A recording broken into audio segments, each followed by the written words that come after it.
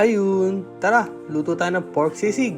Bali, ito na nga yung nabili nating tenga ng baboy. Inis-is ko lang din ang asin niya at hinugasan. Pakuluan lang natin to hanggang sa lumambot. Siguro mga 1 to 1.5 hour.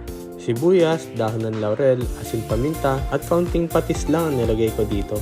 At syempre, tubig. Yung tama lang para lumubog yung mga laman. Wala kaming malaking kaldero kaya maraming batch namin ginawa ito. Dagdagan nyo lang ng tubig kapag medyo nauubos yung sabaw. Ito na nga, tapos na namin napakuluan. Pork jolls yan. Ang pork jolls ay mas mataba kaysa liempo. Kaya asahan na natin na magiging mamantika yung sisig natin.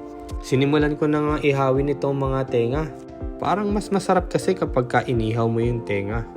Dagdag flavor din yon. Yung flavor na masunog-sunog ng kaunti. At para naman sa pork jolls, ay in-airfry ko na lang. Hindi kasi kaya ng oras ko na magluto sa kawali o mag-ihaw kasi nagtatrabaho din ako. Mga 7 kilos kasi ito niluto namin ng sisig.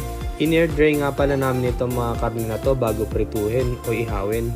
Isang araw siguro yung air dry namin. Hindi rin kami nagtadtad kasi wala kami malaking kutsilyo. Kaya ginupit na lang namin. Ito at pinakuluan ko na sa asin itong atay ng baboy. Saglit lang yan, mga 5 minutes lang para hindi tumigas. At saka ako pinirito ng sandali. Pinakalo-halo ko lang yung karne ng equal portions kasi maraming batch ko gagawin. Yan nga pala yung mga sangkap natin. Green and red chili, red and white onions, at spicy Reno liver spread. Sinimulan ko na isa lang ang mga karne.